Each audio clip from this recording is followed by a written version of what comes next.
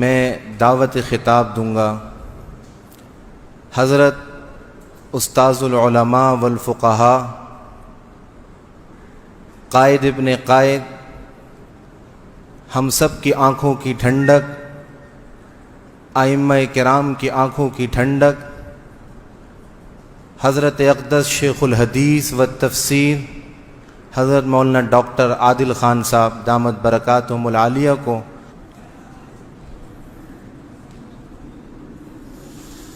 الحمد للہ وکفا والصلاة والسلام علی سید الرسل والصلاة والسلام على سيد الرسل وخاتم الأنبياء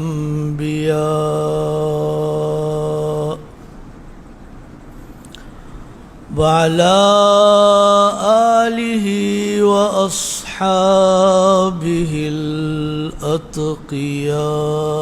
الأتقياء أما بعد فأعوذ بالله من الشيطان الرجيم بسم الله الرحمن الرحيم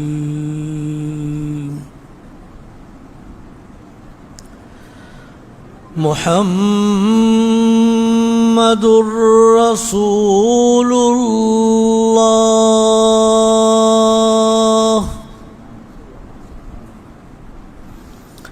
والذين معه أشداء على الكفار رحماء بينهم تراهم ركعا سجدا يبتغون فضلا من الله ورضوانا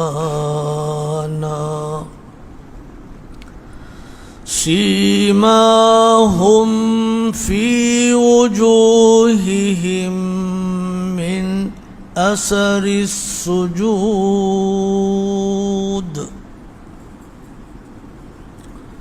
ذلك مثلهم في التوراة ومثلهم في الإنجيل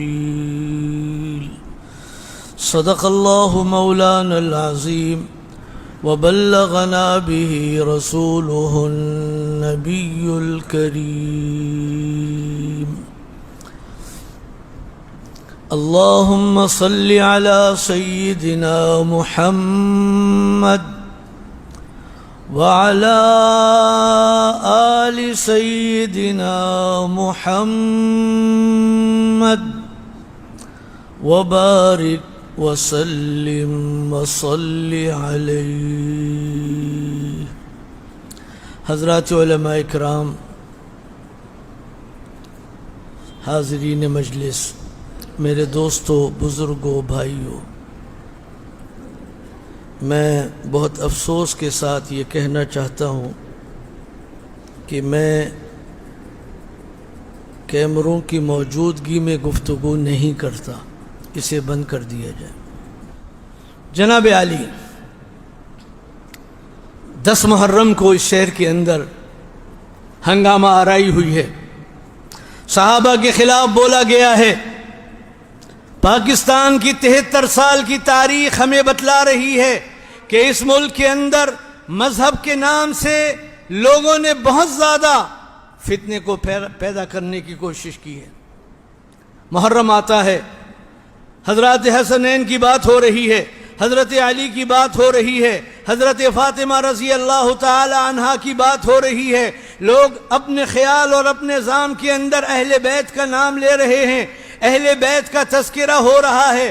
میں پوچھنا چاہتا ہوں ان تمام سے جو آج اہل بیت کا نام لے کر اپنے لیے اپنی روٹیاں توڑ رہے ہیں، یہ بتلائیے کہ حضرات اہل بیت میں کسی نے نبی علیہ السلام کے صحابہ کے خلاف کوئی بات کہی ہے؟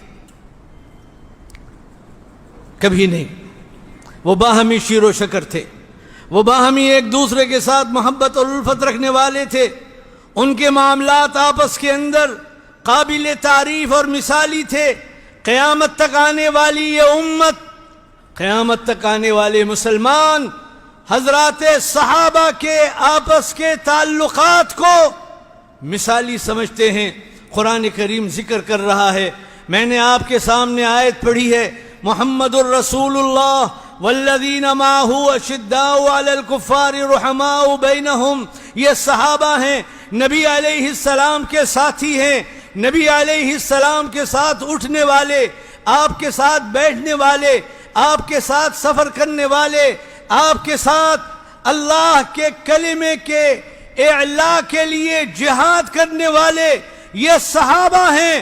ان کے بارے میں قرآن کریم یہاں دو باتیں کہہ رہا ہے۔ اشداء علی الکفار، معاملہ کافروں کے ساتھ اگر درپیش ہے تو صحابہ کا معاملہ ایسا ہے کہ پھر وہاں کوئی رو رعایت نہیں ہے، وہاں کوئی کمزوری نہیں ہے، وہاں کوئی ایسی بات نہیں ہے جس میں اسلام کا جھنڈا نیچے رہ جائے۔ صحابہ کو یہ گوارا نہیں ہے۔ اور پھر دوسری بات ان کی قرآن کریم ذکر کر رہا ہے، رحماء بینہم، آپس کے اندر ایک دوسرے کے ساتھ انتہائی شفیق۔ حضرت فاطمہ رضی اللہ تعالی عنہ کا معاملہ ہو، حضرت عائشہ رضی اللہ تعالی عنہ کا معاملہ ہو، آپس میں محبت اور آپس میں الفت کو اختیار کرنے والے، حضرت ابو بکر حضرت علی کا معاملہ ہو، حضرت عمر حضرت حسن کا معاملہ ہو، حضرت عثمان حضرت حسین کا معاملہ ہو، یہ سارے صحابہ آپس کے اندر شیر و شکر تھے۔ قرآن اسے رحماء بینہم کے ساتھ بیان کر رہا ہے۔ رحماء بینہم، رحماء بینہم، آپس کے اندر ایک دوسرے کے ساتھ رحم دلی کا مظاہرہ کرنے والے، رحم دلی کا معاملہ کرنے والے، یہ صحابہ ہیں۔ اور ظاہر ہے کہ جب صحابہ آپس کے اندر شیر و شکر ہیں، جب صحابہ آپس کے اندر ایک دوسرے کے ساتھ رحم دلی کا معاملہ کرنے والے ہیں، تو یہ صحابہ ہیں جن کا اسوہ، جن کا نمونہ، جن کا طریقہ قیامت تک آنے والے مسلمانوں کے لیے نمونہ ہے۔ کوئی ہو 10 محرم کا جلوس نکالنے والا ہو، 21 رمضان کو جلوس نکالنے والا ہو، صحابہ کے خلاف کسی کو بات کرنے کی اجازت نہیں دی جا سکتی۔ چنانچہ آپ کے سامنے پروگرام ہیں، آپ دیکھ رہے ہیں، یہ ائمہ کے کنونشن، یہ ائمہ کے اجتماعات جو اس وقت کراچی میں کیے جا رہے ہیں، یہ صرف آپ کے اکابر، آپ کے مکتب فکر میں نہیں ہیں، بریلوی مسلک کے علماء بھی اس سلسلے میں فکر مند ہیں، جماعت اہل حدیث بھی اس سلسلے میں اجلاس منعقد کر رہی ہے، جماعت اسلامی بھی اپنے اجتماعات کر رہی ہے، اور یہ اجتماعات جمع ہونے جا رہے ہیں، یہ اجتماعات جمع ہونے جا رہے ہیں جمعے کے دن، جمعے کی نماز سے لے کر عصر کی نماز تک مزار قائد پر۔ آپ نے وہاں آنا ہے، آپ نے وہاں آنا ہے، پرامن انداز میں آنا ہے، صحابہ کی عظمت کی وجہ سے آنا ہے، صحابہ کے تقدس کی وجہ سے آنا ہے، صحابہ سے محبت کے اظہار کی وجہ سے آنا ہے۔ آپ نے بتلانا ہے کہ پاکستان میں صحابہ کے خلاف کسی کو بکواس کرنے کی اجازت نہیں دی جا سکتی۔ ہمارا حکومت سے مطالبہ ہے، آج یہ کہا جاتا ہے کہ جناب آپ یہ اجتماعات نہ کریں، آج یہ کہا جا رہا ہے کہ اس طرح سے لوگوں کو اشتعال نہ دلائے جائے۔ معاف کیجئے، ہم اشتعال دلانا نہیں چاہتے، ہم اس کے قائل ہی نہیں ہیں۔ ہمارے یہاں کوئی جلوس، کوئی اجتماع جو کسی کی برائی کے لیے جس اجتماع کو جمع کیا جائے، لوگوں کو وہاں حاضر کیا جائے، ہمارے یہاں اس کا کوئی تصور نہیں۔ ہم صحابہ کی عظمت کی بات کرتے ہیں، ہم نبی علیہ السلام کی عظمت کی بات کرتے ہیں، ہم اسلام کی عظمت کی بات کرتے ہیں، ہم قرآن کی عظمت کی بات کرتے ہیں، ہم اہل بیت کی عظمت کی بات کرتے ہیں۔